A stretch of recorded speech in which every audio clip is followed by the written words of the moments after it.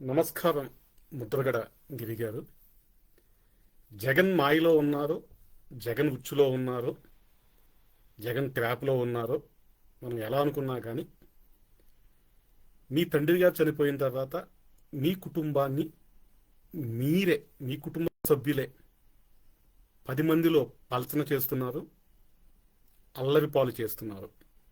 ముద్రగడ గారు చనిపోయిన తర్వాత ఆయన అంత్యక్రియలు జరుగుతున్న సమయంలో చివరి చూపు చూడడానికి వచ్చిన మీ చెల్లెలు గారిని వైసీపీ గోండాలు అడ్డుకుని పంపించేశారు అక్కడి నుంచి.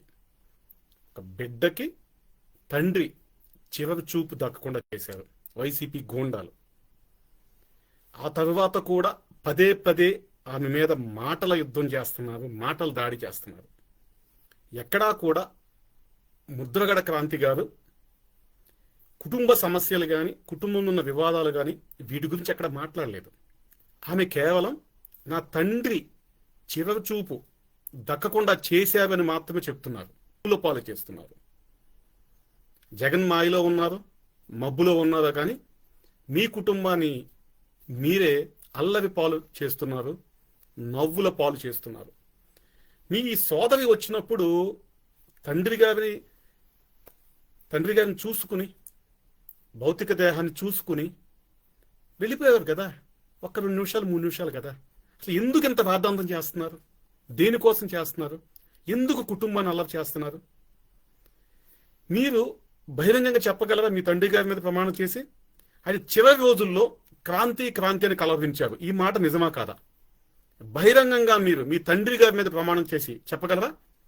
చివరి రోజుల్లో ముద్రగడ పద్మనాభం గారు క్రాంతి క్రాంతి అని కలవరించారు, ఇది అబద్ధం అని మీరు ప్రమాణం చేసి చెప్పగలరా మీ నాన్నగారి మీద? ఎందుకండి, ఎందుకు నాటకాలు ఆడుతున్నారు? ఎవరి కోసం నాటకాలు ఆడుతున్నారు? దేనికోసం ఆడుతున్నారు? మీ సోదరి మౌనంగా ఉన్నారని చెప్పేసి మీరు పదే పదే అటు వైసీపీ నాయకుల చేత, స్థానికంగా కావచ్చు, ఇప్పుడు మీ ప్రెస్ మీట్ పెట్టి కావచ్చు, ఎందుకు పదే పదే దాడి చేస్తున్నారు? ఆమె వెనకాల ఎవరు లేరు, ఆమె ఒంటరి అని చెప్పేసి దాడి చేస్తున్నారా? ఆమె వెనకాల జనసేన అనే మహా కుటుంబం ఉంది. సున్నితమైన కుటుంబ సమస్య కాబట్టే మా పార్టీ నుండి ఎవరు కూడా దీని మీద మాట్లాడడం లేదు. మీ సోదరి గారితో గత మంగళవారం ఉదయం ఎన్ఆర్ఐల కాల్ జరిగింది, దాదాపు గంట సేపు కాల్ జరిగింది అమెరికా నుండి. అందరూ కూడా సంఘీభావం ప్రకటించారు, జరిగిన సంఘటనలు ఖండించారు, మీ తండ్రి గారికి ఘన నివాళులు అర్పించారు. మీ తండ్రి గారికి దాదాపుగా ఆ కాల్లో ఉన్న వాళ్ళంతా కూడా జనసేన మద్దతుదారులే. జనసేన పెట్టిన కాల్ అది. అందులో ఆ కాలు పెట్టిన కోఆర్డినేటింగ్ టీంలో నేను కూడా ఒక మెంబర్ని, యాక్టివ్ మెంబర్ని. మేము పెట్టిన ఆ కాల్ ఏమైతే ఉందో గంట సేపు జరిగింది. అంతా జనసేన కుటుంబ సభ్యులే ఉన్నాము. అందరూ కూడా మీ తండ్రి గారికి ఘన నివాళి ప్రకటించారు. ఆ తరువాత మీ సోదరు గారికి అండగా ఉంటామని చెప్పారు. ఎక్కడా కూడా ఆ కాల్లో మీ సోదరి గారు మీ కుటుంబ సమస్యల గురించి మాట్లాడలేదు, వివాదాల గురించి మాట్లాడలేదు, మీ తండ్రి గారిని తక్కువ చేసి మాట్లాడలేదు, మిమ్మల్ని తక్కువ చేసి మాట్లాడలేదు.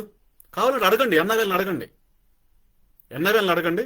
ఎవరిని తక్కువ చేసి మాట్లాడలేదు ఆవిడ, ఎవరిని తక్కువ చేయలేదు, కుటుంబ వివాదాలు మాట్లాడలేదు, చాలా హుందాగా మాట్లాడారు. ఒకే ఒక బాధ ఏంటంటే గుండెను పిండేస్తుంది ఆవిడకి. చివరి చూపు దక్కకుండా చేయడం అనేది ఆమె గుండెను పిండేస్తుంది. అది ఒక్కటే బాధ ఆమెకి. చివరి చూపు దక్కకుండా చేశారు అనే ఒక్క బాధే మీ సోదరులో ఉంది. ఒక్కసారి చూసుకుని వెళ్ళిపోతే అయిపోయేది కదా. ఎందుకు ఇంత వివాదం చేస్తున్నారు? ఎందుకు ఇంత రాద్ధాంతం చేస్తున్నారు మీరు? జగన్మోహన్ రెడ్డి ఏమన్నా పత్తిత్తు అనుకుంటున్నావా? ఆ జగన్మోహన్ రెడ్డి చెల్లెలు ఏ పార్టీలో ఉంది? అప్పుడు సపరేట్ పార్టీ పెట్టుకుంది, ఇప్పుడు కాంగ్రెస్లో ఉంది. జగన్మోహన్ రెడ్డి ఇంట్లోనే తన సొంత చెల్లెలు, తోడబుట్టిన చెల్లెలైన షర్మిలాని ఆయన ఆపలేకపోయాడు కదా కాంగ్రెస్ పార్టీలో చేరకుండా. మీ సోదరిని మీరు ఏ విధంగా కంట్రోల్ చేస్తారు? పెళ్ళయిన తర్వాత ఆమె బార్లపూడి కోడలు కదా.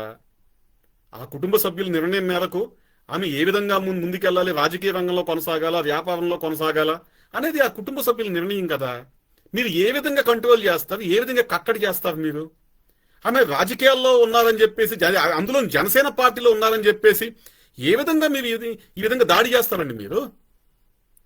ఆమె పెళ్ళైన తర్వాత తన కుటుంబము, తన భర్త, తన అత్తామామలు ఆ కుటుంబ నిర్ణయం మేరకు ఆమె ఆమె రాజకీయాల్లో కొనసాగుతారో వ్యాపారంలో కొనసాగుతారో ఆమె ఇష్టం అది.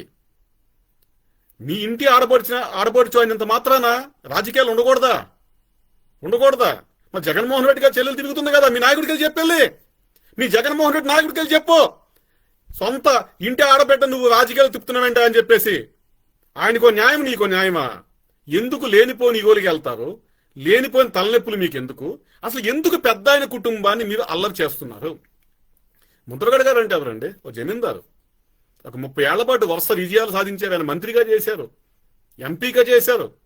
సమాజంలో గోదావరి జిల్లాల్లో ఎంతో పేరుంది ఆయనకి, కులాలకు అతీతంగా పేరుంది ఆయనకి. అటువంటి వ్యక్తి చనిపోతే ఇటువంటి చిల్లర పనులు చేసేది మీరంతా. చుట్టూ శవం పక్కన మొత్తం చుట్టుపక్కల చేరిపోయి వైసీపీ వాళ్ళు చిల్లర పనులు చేసేది మీరంతా కూడా.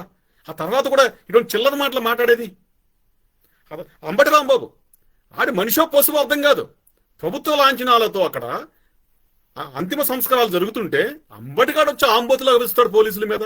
ఎవడు అంబటి? అసలు అంబటికి మీకు సంబంధం ఏంటి? ఆ రొచ్చు రభసంతా ఏంటి?